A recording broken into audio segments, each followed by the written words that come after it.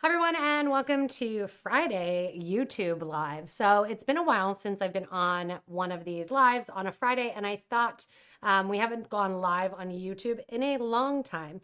And recently I've come across a lot of people that love the idea of making their own jewelry, but kind of hesitate a little bit to get started. And a lot of our videos are very bead weaving heavy, they're wire working heavy. They can be a little bit intimidating if you've never beaded before. So I thought it would be nice to go back to some of the videos that we went and did years ago and just do a little intro to beading basically class here on YouTube. Today, right now on the website, if you spend more than $50, you get a free stringing pack, which uses some beading wire and memory wire and some bead stoppers. And because of that, I thought, oh, this is a great idea to show how to use these items and show how to work with memory wire and close the ends, how to use the beading wire, how to crimp, how to use crimp covers, what are wire guards, and basically just do a little intro to beading class. You can feel free to ask questions. I see a lot of you are on here, Barbara and Carolyn and Donna and Clara and Arlene and Denise and Ellen. Hello to Teresa as well too. So all of you joining in, feel free to join in the chat there. Let us know exactly what you want to learn. If you have any questions, more than happy to answer that as well too. So make sure that you participate in the chat there and we can go in and help. All right. Now, for this also, I am going to be using the materials from the treasure box. So each month, Potomac Beads, we produce two subscriptions. We produce a kit box and a treasure box. The kit box has in it 3 different actual kits: thread, needle, supplies, everything that you need. Those are 3 kits. And then we have what we call the treasure box as well. The treasure box is full of fun items, limited quantities, clasps, findings, beads, gemstones, glass, seed beads, crystals, some tools even. So what I was going to do is use the materials from the box, so that way if anybody got the box or wants to get the box, I think we still have about 20 left for this month. So if you want to subscribe, you're more than welcome. And you can subscribe just for the month if you want to subscribe, get your box, and then cancel, or hopefully you stay subscribed and learn some of these things. This is a great time of the year to be subscribed to the treasure box because it gives you a lot of materials that you can use to make, say, Christmas presents or gifts as well.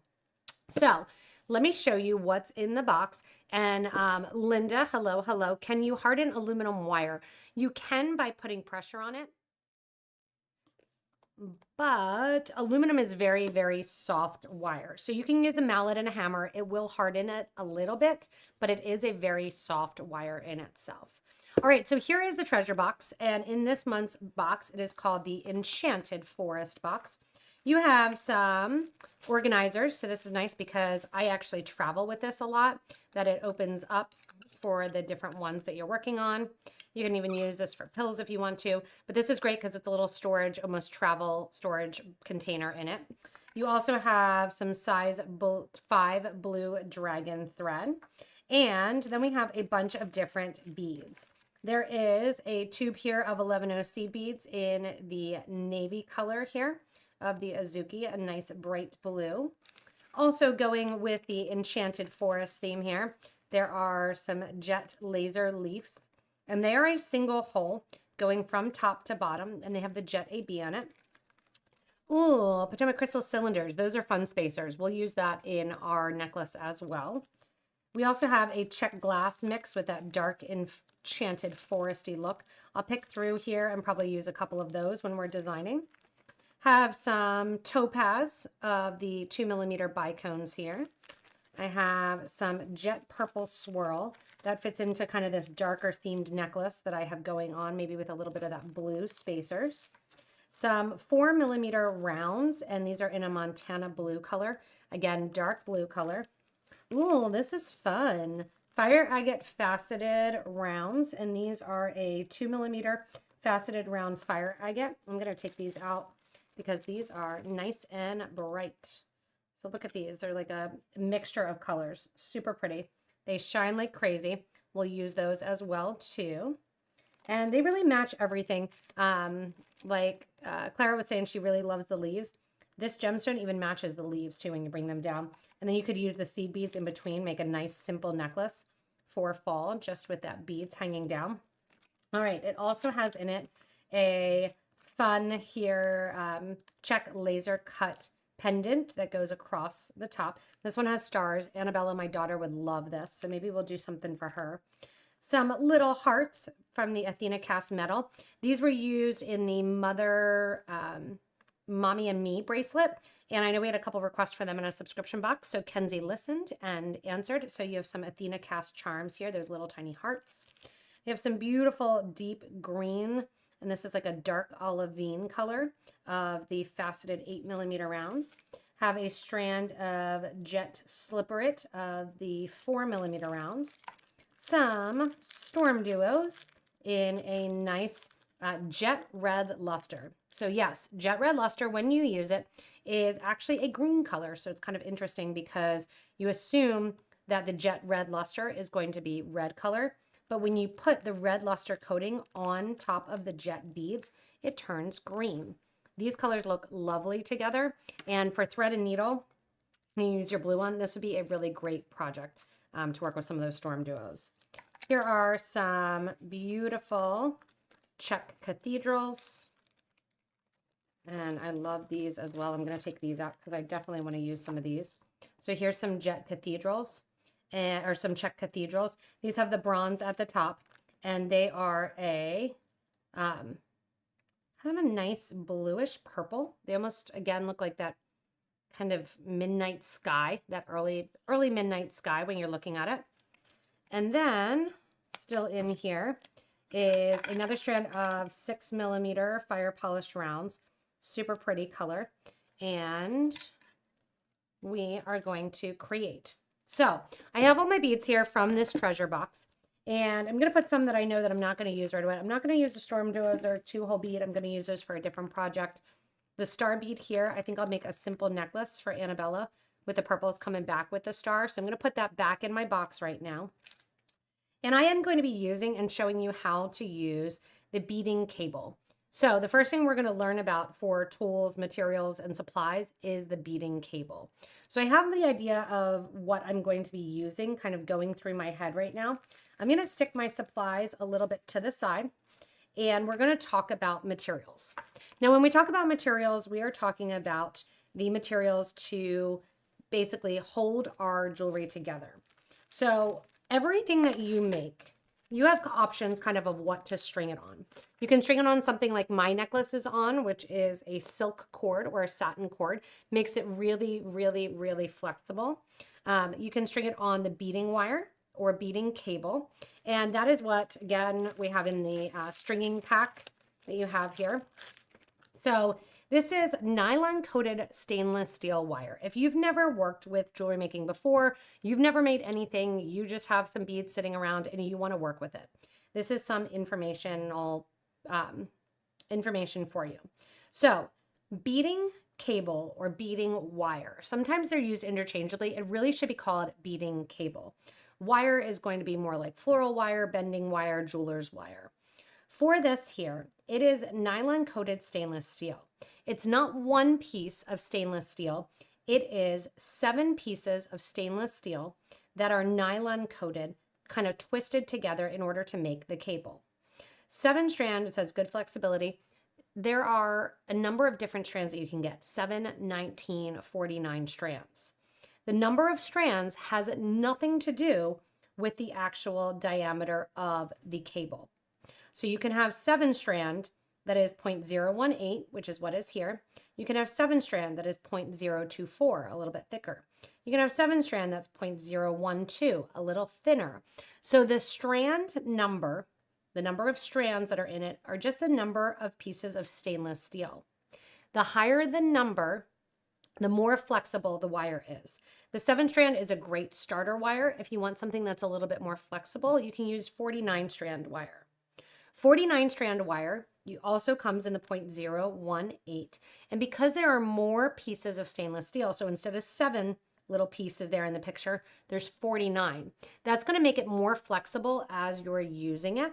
So many times I tell people, start out with a 7-strand. You don't need anything to spend a ton of money. Just get started really, really inexpensively. The 7-strand is good enough. Because it is a beading cable, as opposed to, say, a beading jeweler's wire, it's going to bend a little bit differently because it's not just a solid piece of wire here. Here's 26 gauge wire, which is a tiny bit thinner than the 0.018 when you're looking at it. So this is going to be your beading wire or your craft wire or your jeweler's wire. This is your beading cable. So it's not your actual beading wire. Try to call it beading cable. The beading cable you can see here in the bracelet that I just took off is a nice flexible end that we're going to string all of our beads on, and then we're going to attach it to our clasp or to our closure, and we'll talk about those as well.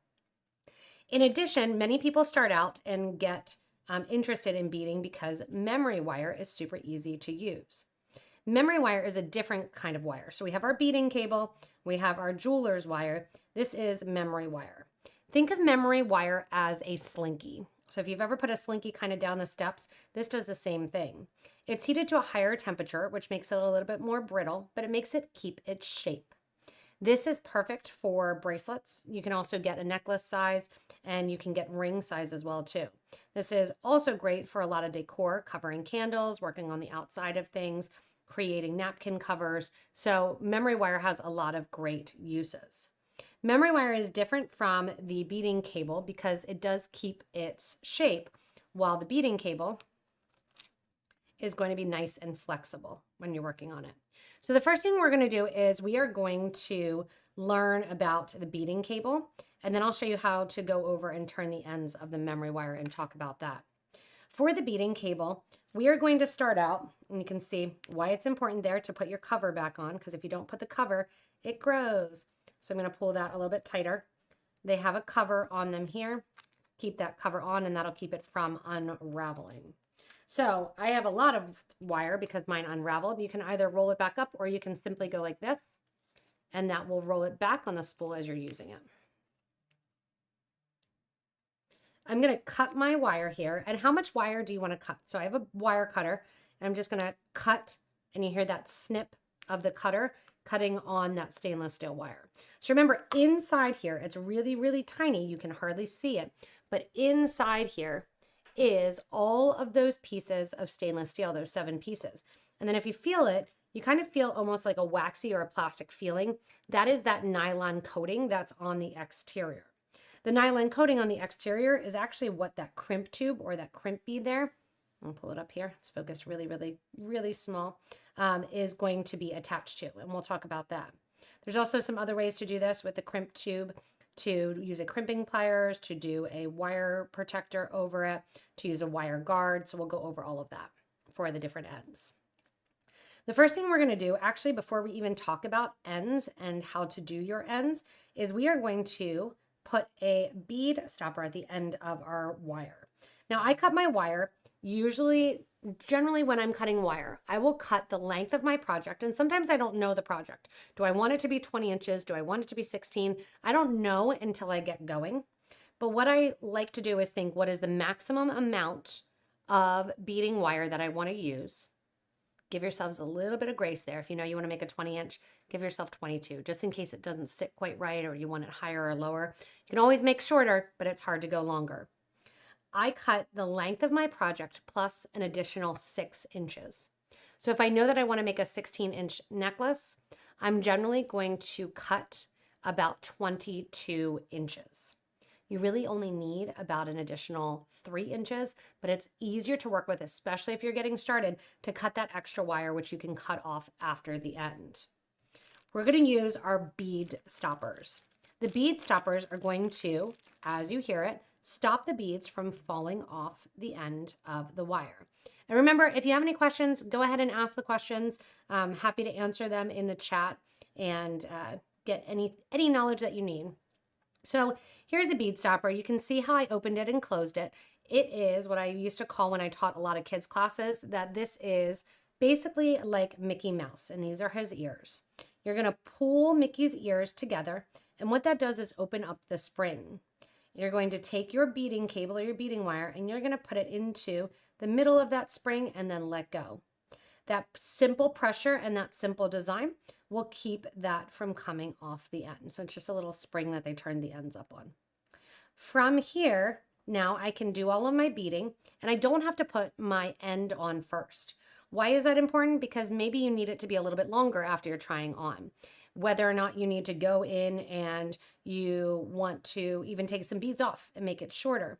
It allows you the flexibility without putting on your clasp right away. You can alter the design. If you say, hey, this got too big, let me take off one on this side, one on this side as I'm working with it. This design here is actually one of our previous subscription boxes or treasure boxes. I made this out from one of those. So each month, the treasure boxes switch a little bit and the design switch that you can look and see what you're going to do. So I really love these Picasso beads here. I think they're gorgeous, the cathedrals. I'm a big fan of gemstones. And what I'm going to do with this mixed gemstone strand, let's pull this back a little bit as I design, is I'm going to mix this or use the mixed gemstone strands, but I'm going to actually take out and kind of separate them by color. So again, if you're just joining in, I know we have some more people joining in. I'm using some materials from this month's treasure box and then some stringing materials from actually the promotional deal going on right now, which was the idea for me to go live and show you how to do the ends of jewelry and how to make them. So last minute little surprise live. Thanks if you're catching and joining in here. I only basically decided to do this yesterday afternoon and enjoy everybody hanging out. So I'm using that Montana blue color and kind of looking at the different ideas and things that I have. Maybe some of those purple ones. I like this lighter color, but I'm going to save the lighter color to use a gold charms with and some of those golden crystals and make some really, really kind of bright fall tone jewelry with those two. I'm thinking about using some of the light garnets, and I think I will. So I'll dump a couple of these out. And this is how I design is mix and match, dump things out. If I know that I'm going to use them, sometimes I'll even mix them all up in the pile. And then the leaves were a favorite of everyone, so we're going to use the leaves too. Oh, Sue, I actually messaged you as well. I just messaged you back that if you were on our live sales, and you were on the live sale, I think I like the greener one rather than the bluer one. If you did an order on live sales, I just gathered those all up this morning. So your live sale items are on the way. All right, so I'm going to cut apart my fire agate dyed gemstone strand here. Thank you so much, Linda. I'm glad that you like the classes. And I'm doing very, very simple design here. And I think I'm just going to use that leaf as the middle. And what I'm going to need for this is a head pin or a piece of wire. I'm going to show you how to use a general piece of wire because it was sitting right here. All right, so here's 26 gauge wire. Any size will work. I'm just going to make a simple little pendant. And the little pendant is going to be the leaf hanging down. And at the bottom of the pendant, I'm going to put this little tiny purple bead. So I'll show you how I go in and create the little pendant. And this is really thin wire. So this is 26 gauge wire.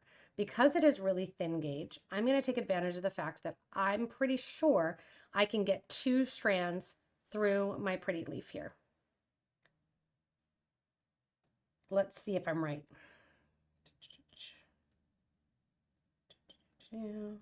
Check glass generally has a 0.8 millimeter hole.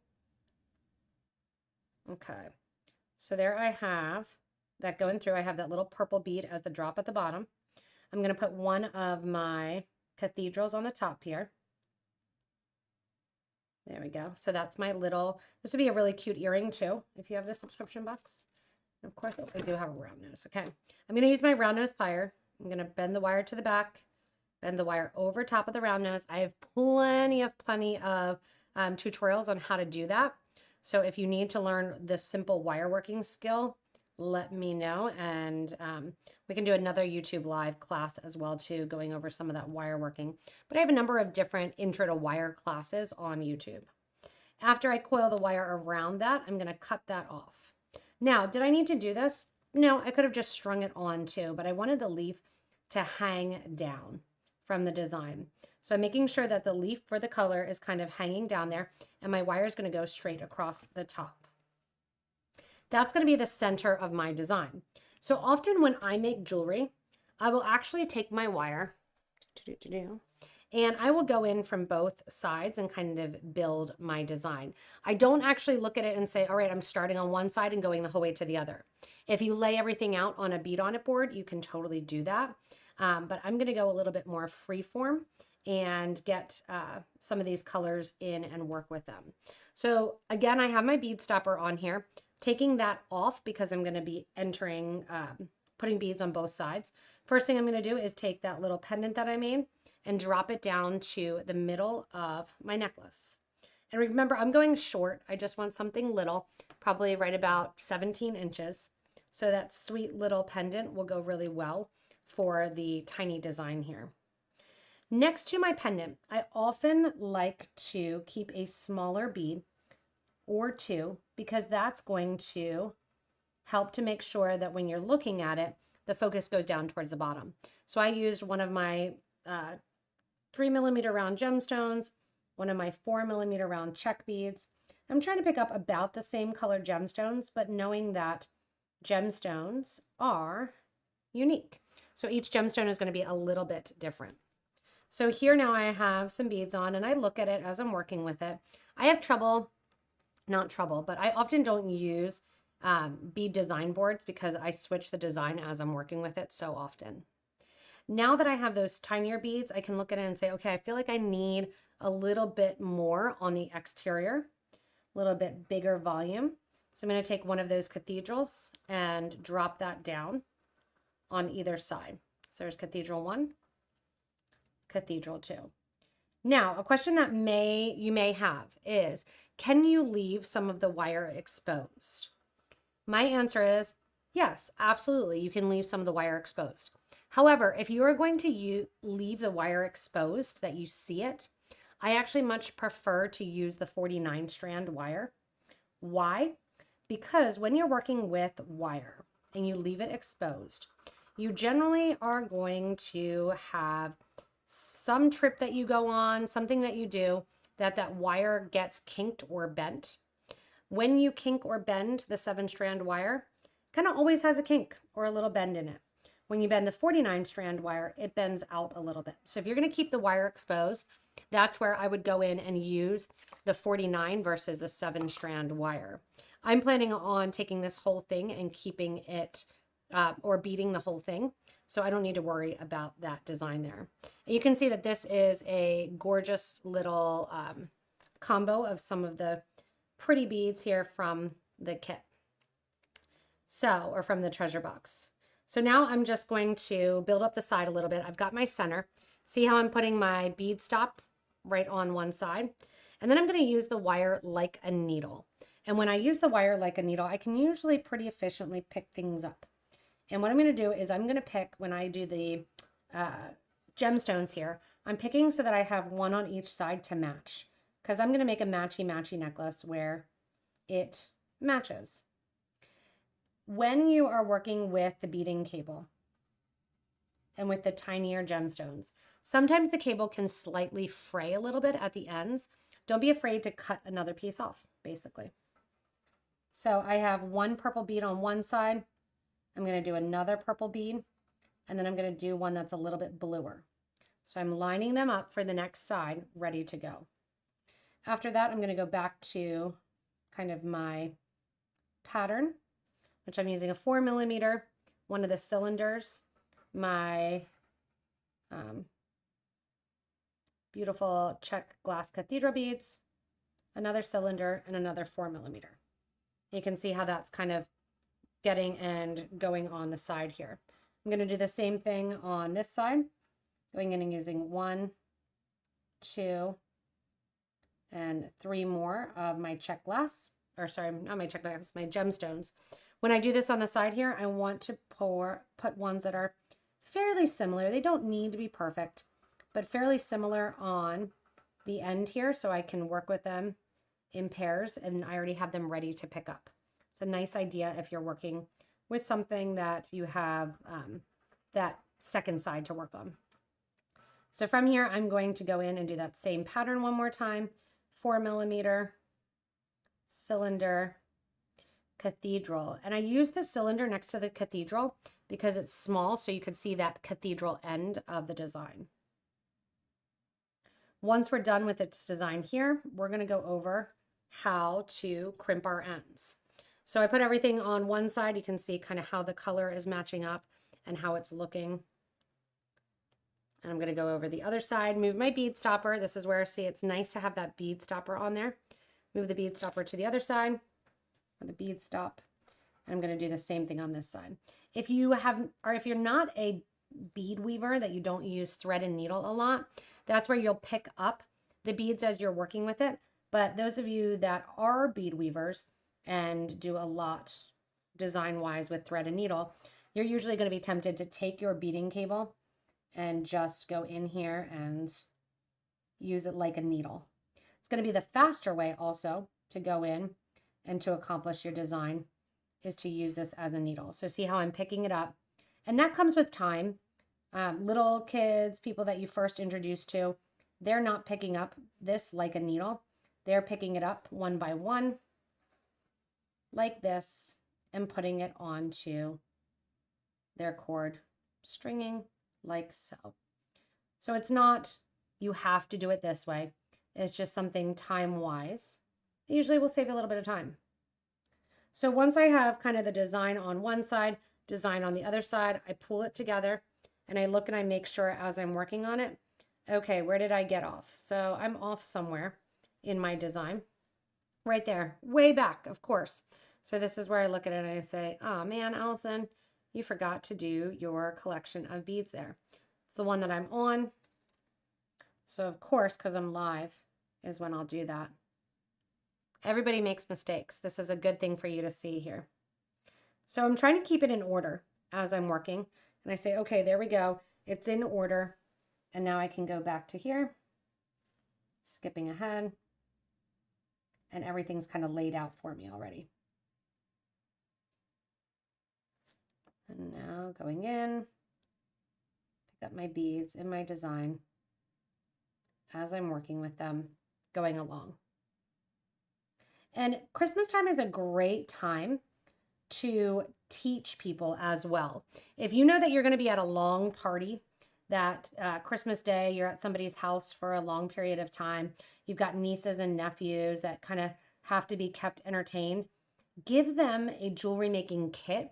We have the ultimate beading kit, but you can also put together just a little collection of beads from your own personal stash or your personal collection that you can help them use beading cable like this and sit down and actually make something with you. So my family always plays Trivial Pursuit. That's like, was the thing that we used to do when I was younger. And you would see how much you can learn. Now I look at my design, I see that it's equal, that it matches up in size. And now I'm going to go in and I'm going to add a couple more of my beads. And then we're going to be very close to going in. Oh, I need a couple more of my beads here. So in case you missed the intro, I'm working with this month's treasure box. We'll make the design out of the yellow for my bracelet and I'll show you. And then you have to decide what kind of necklace clasp you want on. And that's a question that a lot of people have, that they say, well, what type of clasp should I use with X, Y, or Z? I think a lot of it is personal preference and a lot of it is dexterity. So if you have a necklace that you have somebody that really has some dexterity issues, think about that ahead of time. Make their life easier and your life easier and pick a clasp that's easy to open and close. And that is going to be helpful and a kind gift for them, that they may just want something like I have on right now. This is just big enough that I can slip it over my head. It's tied with a knot and it doesn't actually need a clasp. It has a clasp because I added it. This necklace that I'm wearing is probably 15 years old, but it uses a silk cord and you can work with that.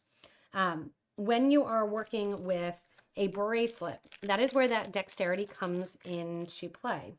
And bracelet wise with the dexterity, often what you need is a toggle clasp or a push clasp, because bracelets are much harder to get on generally than necklaces. Necklaces, you can kind of spin it around, look in a mirror, figure it out, and fumble if you need to. When it comes to bracelets, again, a little bit harder. Switching from one side to the other here, I'm taking that bead stop and going to the opposite side. And I'm going to go in and do 2 or 3 more of these.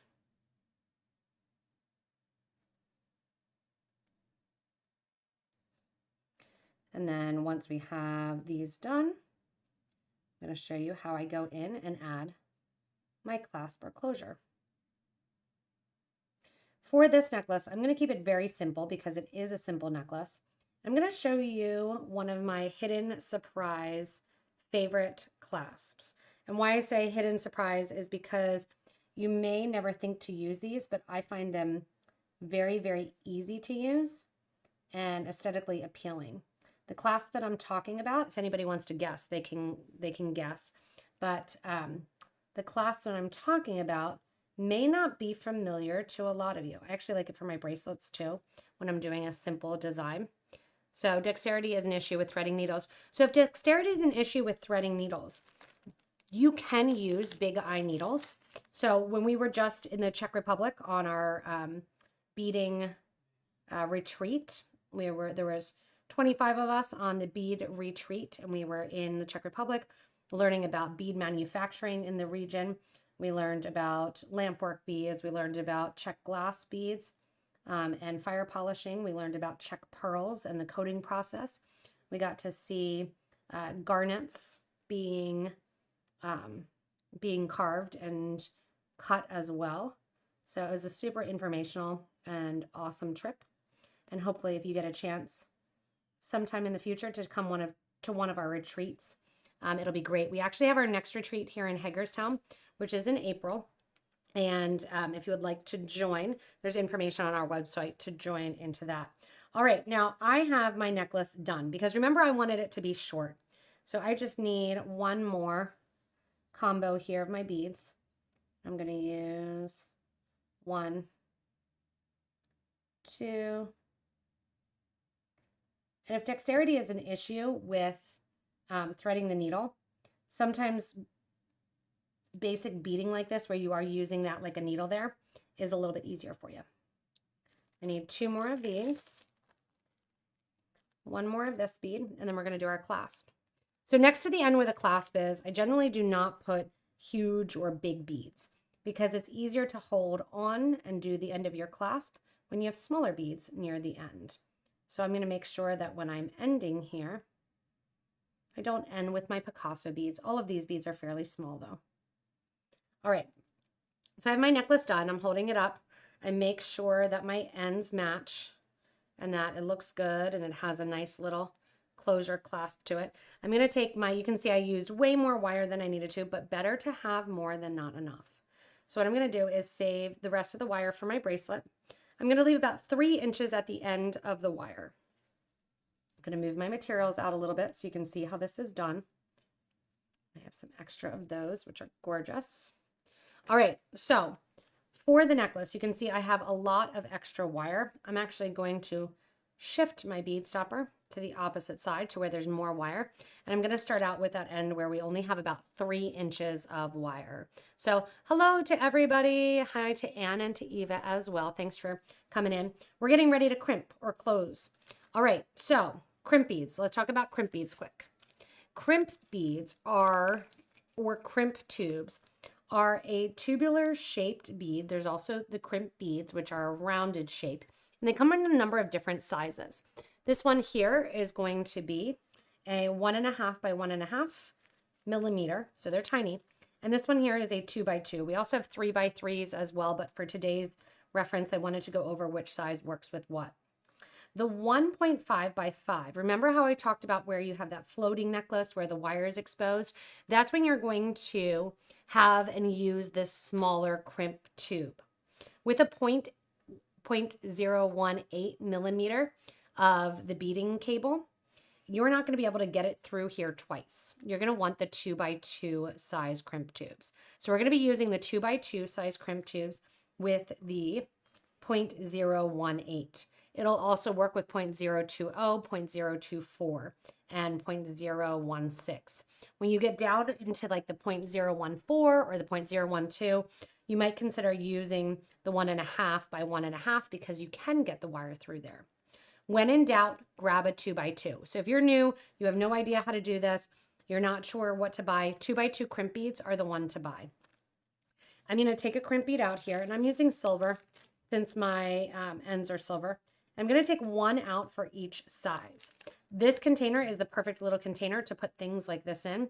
That you have silver, gold, bronze, gunmetal, copper. That you put all your crimp tubes in one of these containers. That one's a great one. Dee, I just also wrote a little note to you as well too. All right, we are going to put one of these crimp tubes onto our wire. That crimp tube is going to attach to our clasp.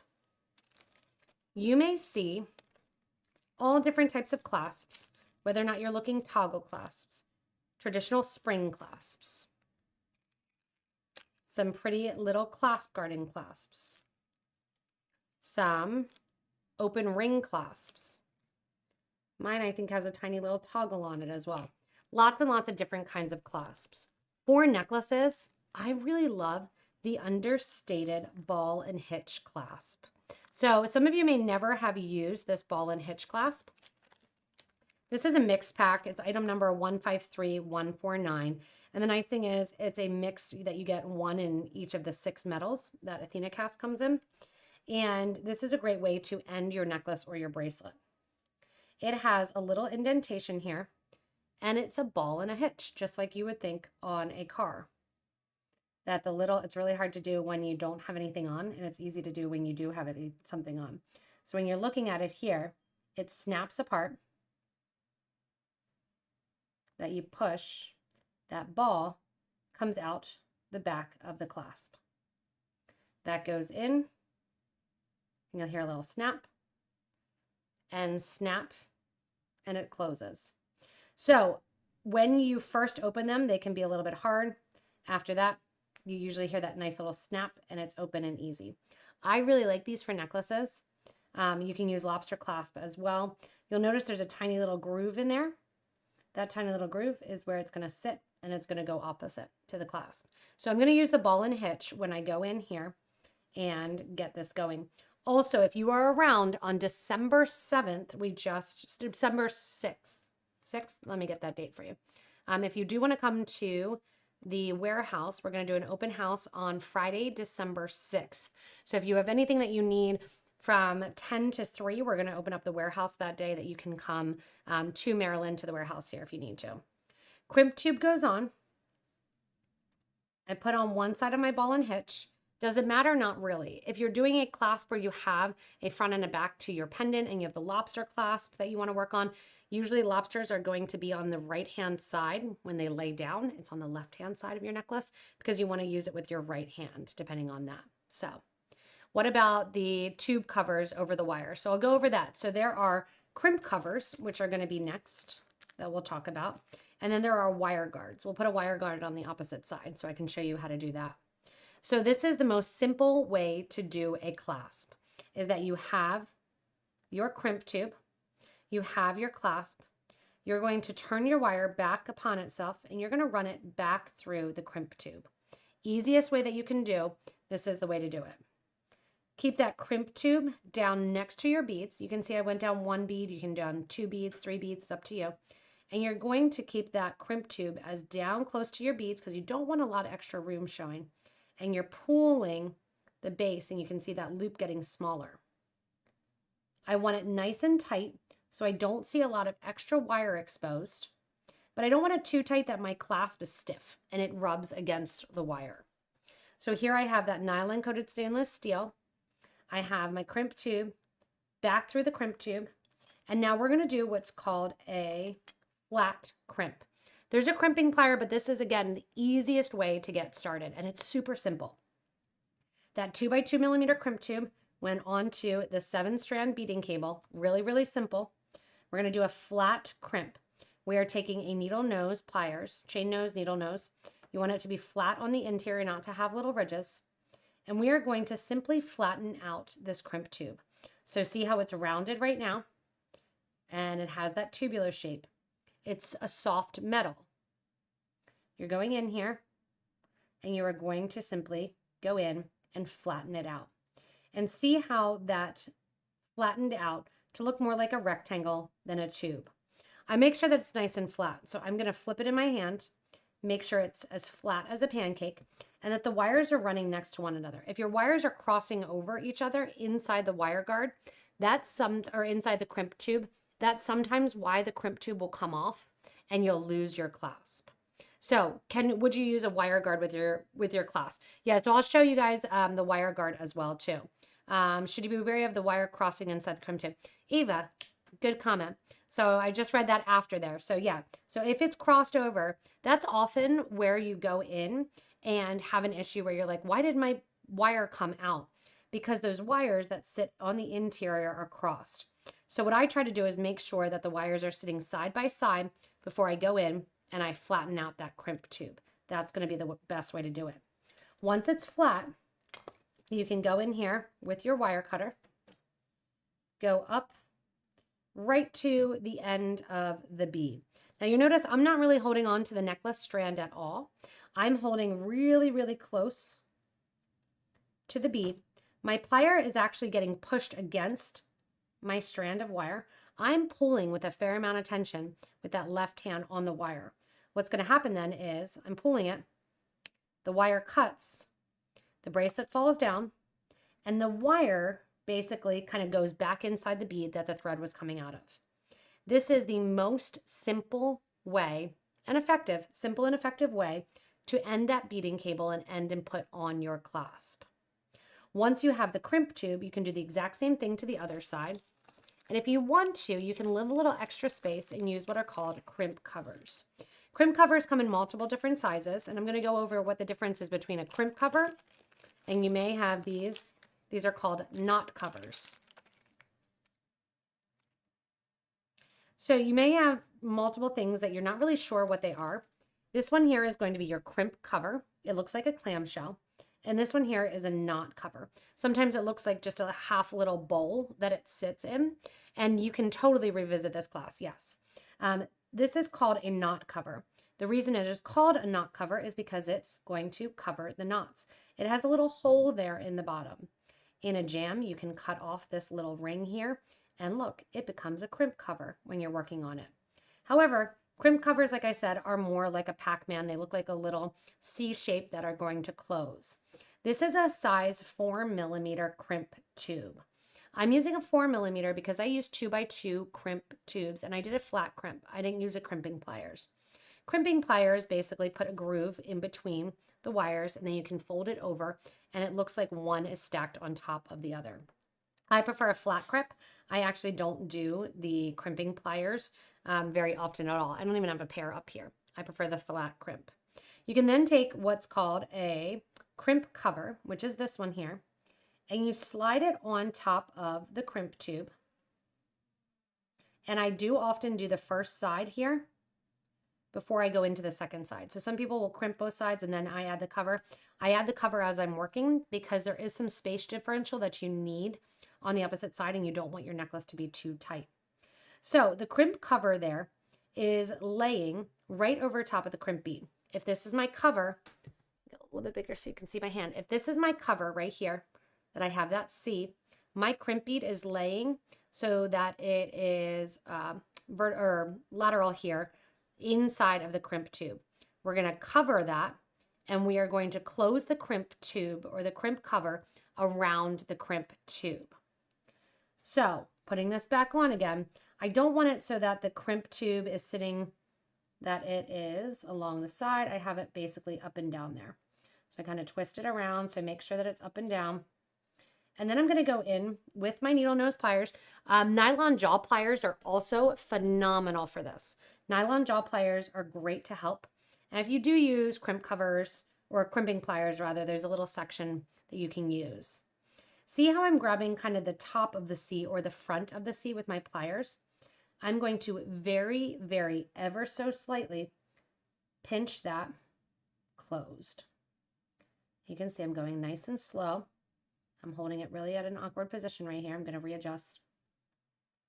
And I'm going to go in and I'm just going to pinch that closed. So see how fast that closed, and that is now closed, and it looks like just a rounded little bead on your project. I go back in and kind of make sure that it's rounded out and that it's nice and closed, and look at it, and now on to the other side. So that is your crimp cover when you're looking at it, and they come in 3 and 4 millimeter.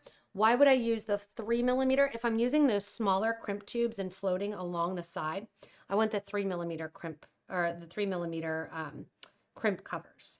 Now, again, how is it different than the knot cover? It looks a little bit the same. It looks a little bit like it has that clamshell appearance, but it has that little loop on it as well too. If I have some cord here. All right. So here's the knotting cord.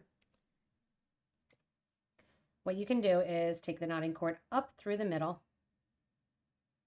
See, it might work, might not, because it's a little bit thicker than that. Okay, so my knotting cord is right here. It's up through the middle. I knot my clasp on. I'm going to cut that down close. I'm going to, I had a flamethrower. Maybe not. Usually I'm going to put a little bit of heat on there and heat that up. And then what I'm going to do is put that knot right inside there.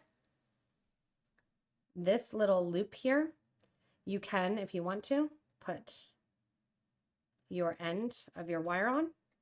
You can use your needle nose or your round nose, bend that down almost so that it's inside the interior of that little clamshell. Open up your pliers just like we did on the other side, and you close up that clamshell.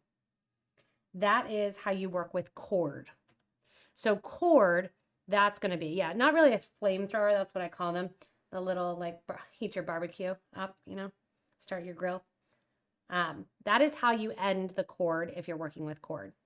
So if you've always wondered, like, oh, what is this? It looks like a crimp cover. It's not a crimp cover. It's a knot cover because it's meant and intentional for cord. Now, my necklace, like I said, really, really old here, has those crimp covers on, and you can see it's with a silk cord and with the toggle bar and just a different color of gold and silver. Lots of silver and gold beads, all kinds of different ones on here. So that's a way that you can use that cover, and that's the end of that. You don't have to open or close that loop until after the fact if you don't want to. And if you're connecting to a clasp or closure, it's a nice idea to use a jump ring first for stability so that your clasp is not kind of being bent open and closed. Use a jump ring and connect the jump ring to your clasp. All right, little side tangent from crimping, but that's crimping. The other, and the crimp covers. The other side of the project now, I'm going to show you how to use what's called a wire guard or a wire guardian. I tend to not use these that much. Let's use a different color so you can really see it. Here, I'll use gunmetal. I tend to not use these that much with crimping or with beading cable. I use that all the time with thread and needles, not as much with beading cable. With thread and needles, it's great because like the top of this earring here, you can run your thread and thread through here, and it is a nice finished look. Here's an earring. I just need to put an ear wire on it or attach it there into my earring. But on this side here, what we are doing is we're going to do the same thing. I'm going to cut this wire down a little bit because we have a bracelet to do, and I'll have the wire go along that. And I'm going to do the same thing here. I'm going to pick up my crimp bead, that 2x2 crimp bead. Now I'm going to pick up my wire guard or my wire guardian. My cable is going to go through the wire guard. If you've never used a wire guard before, let's see how close we can get so you can see it.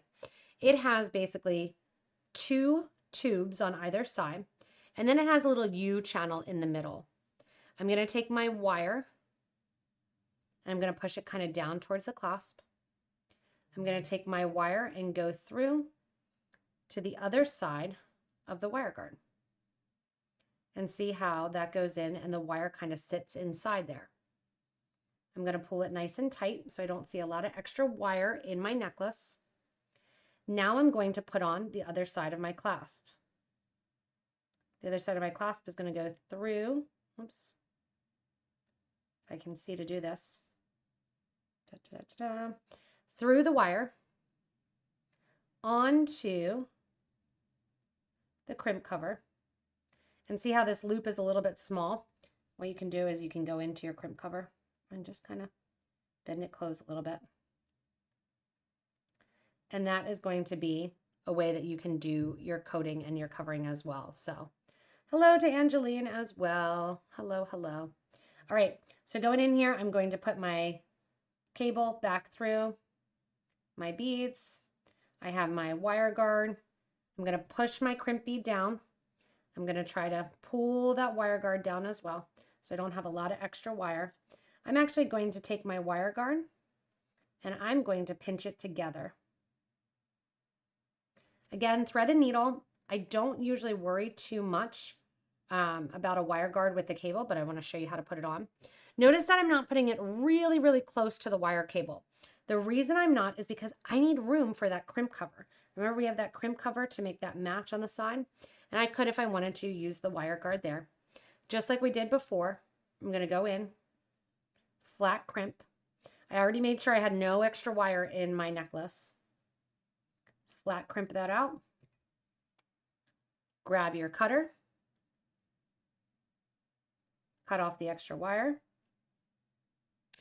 You can see I've not been kind to my cutters. They almost look like they're serrated. I cut memory wire with them, which you shouldn't do. We'll talk about that.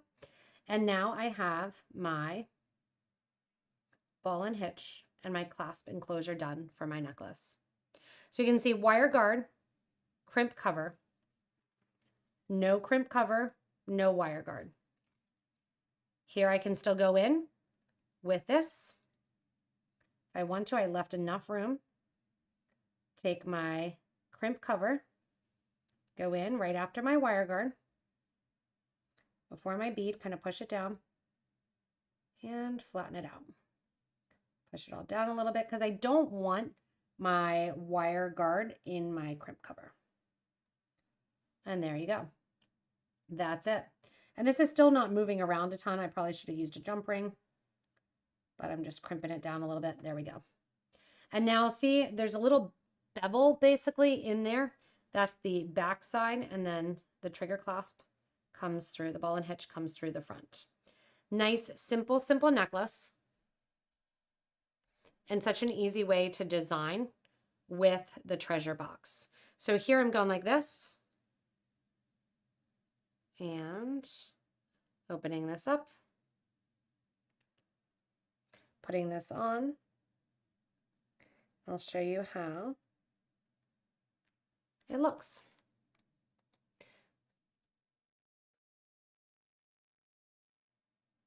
There you go. So it's a little tiny bead right there in the middle. Designing and making is super, super easy, and doing those crimp ends is really, really, really easy as well. So nice and simple, easy peasy. If you want to, you can even wear it to the back with that nice silver on the front.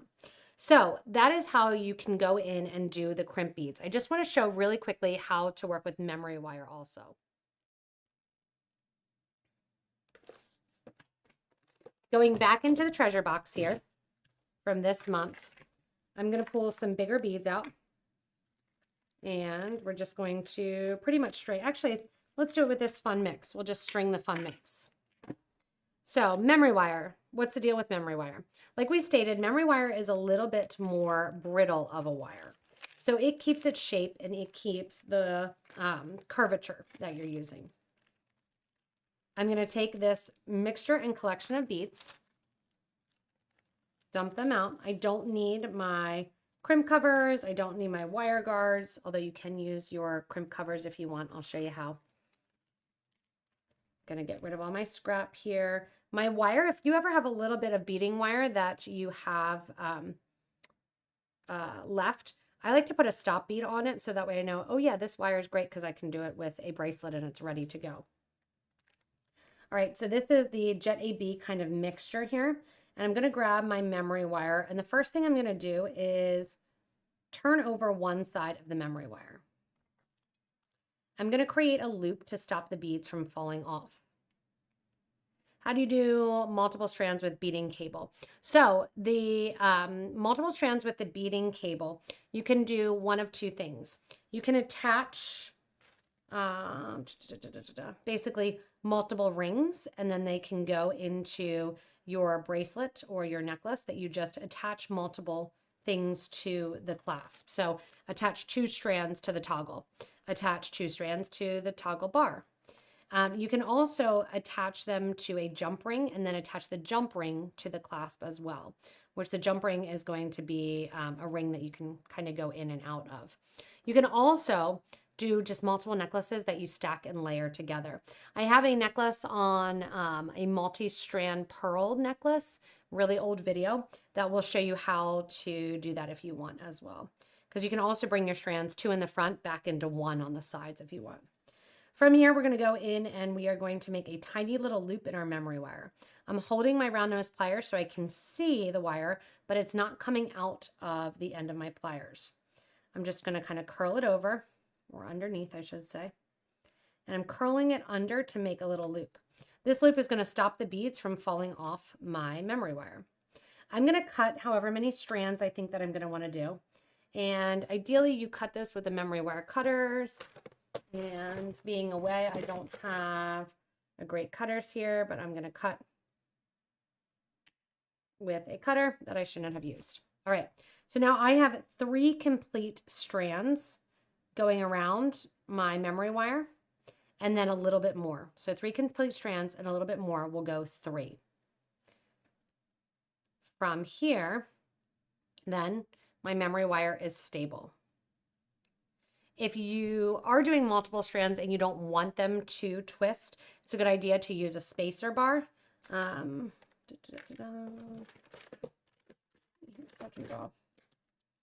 So spacer bars often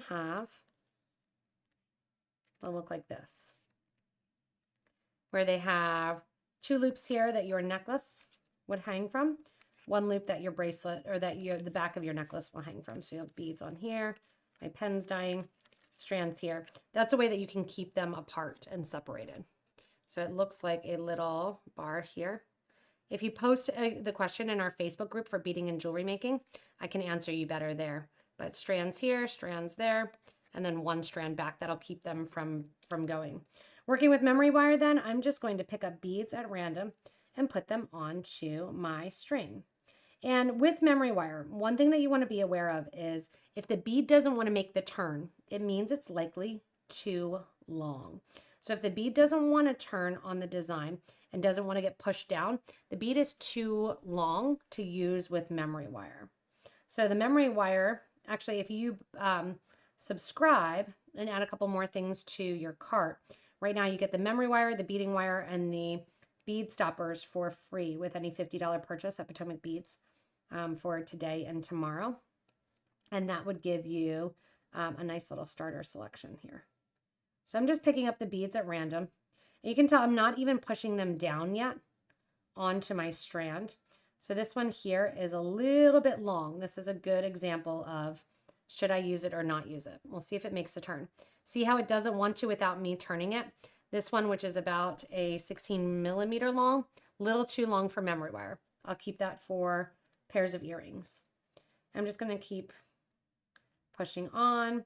I also like sometimes the curvature of daggers, and this one here is a Zoli Duo. I'm just going to use 1 hole.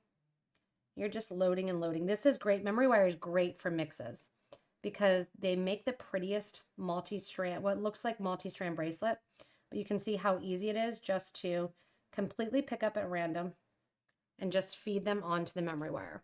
Once you have them on, you can see that I'm pushing them down the memory wire. I often will hold it up and let them kind of go down on their own.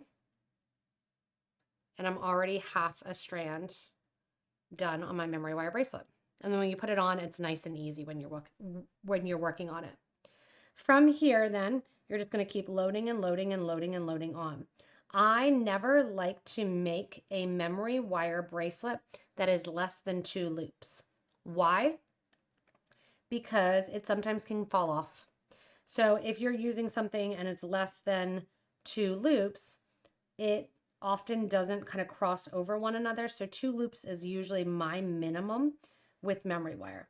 Can you attach memory wire to a clasp? Absolutely, you can attach memory wire to a clasp. You don't need it generally, and it can be a little finicky, but you can attach memory wire to a clasp. The reason I say that it can be a little bit finicky is because that it gets kind of hard to get it lined up exactly the same and exactly right because it is brittle. So again, I fed on another 2 inches of beads, hold it up, and let that go down. You can see how pretty it's looking just picking up that random mix as you're looking at it.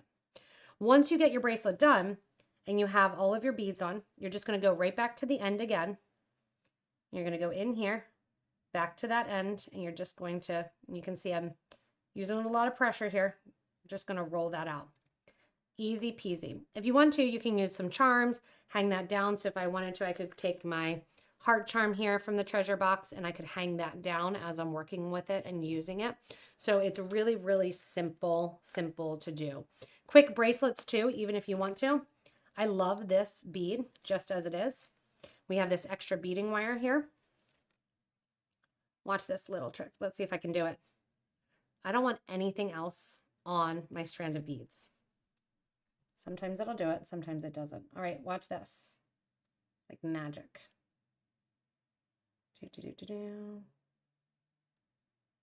Okay. Half my bracelet is strung. Now I'm going to go in, take my wire through the opposite direction of where the hole is. There's my other half of my bracelet strung. Wire the opposite way through your beads. And done. So my bracelet's almost done here. Going through. Oh, thank you, Stacy. Appreciate. It's the best compliment a teacher can ever get is that their instructions are very clear and easy to understand. Now I'm going to grab my toggle. I'm going to show you how quick it is because we took an hour, to go over how to do this, kind of what things are. When it comes to crimp tubes, crimp covers, crimp beads, all of that, you have your pick of colors. So I'm going to go here and I'm using a rose gold toggle and I'm going to use some copper crimps because I don't have any rose gold up here. You can see this is a really old container.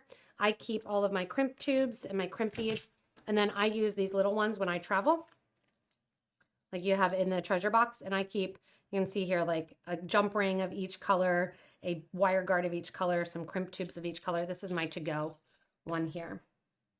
Ready? We're going to be quick. Okay.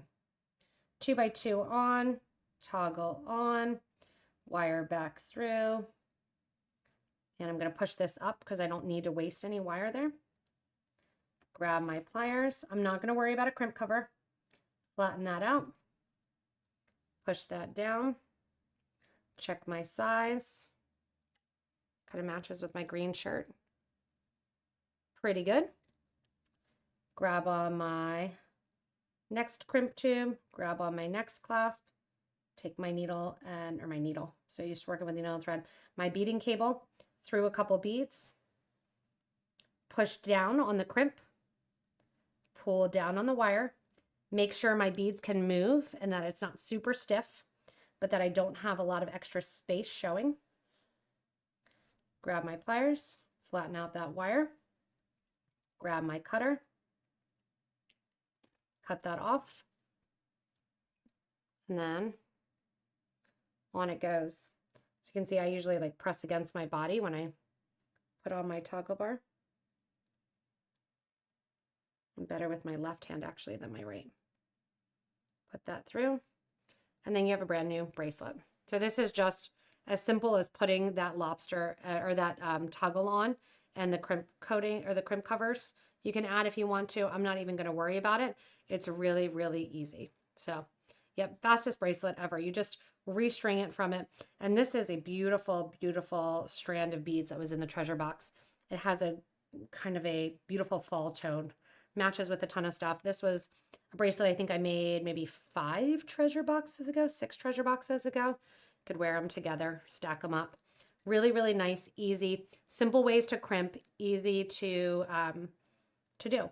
And when you have really pretty beads like this, if you use a really pretty clasp, like I've had this one sitting here forever, and actually it would look really pretty with it. I love this clasp. It makes a statement. You just make the clasp your statement, and the beads keep them nice and simple. So is just one crimp okay? Is too excessive? You shouldn't need two. So here, we'll do a little bit of Q&A time as we close out. You should not need two.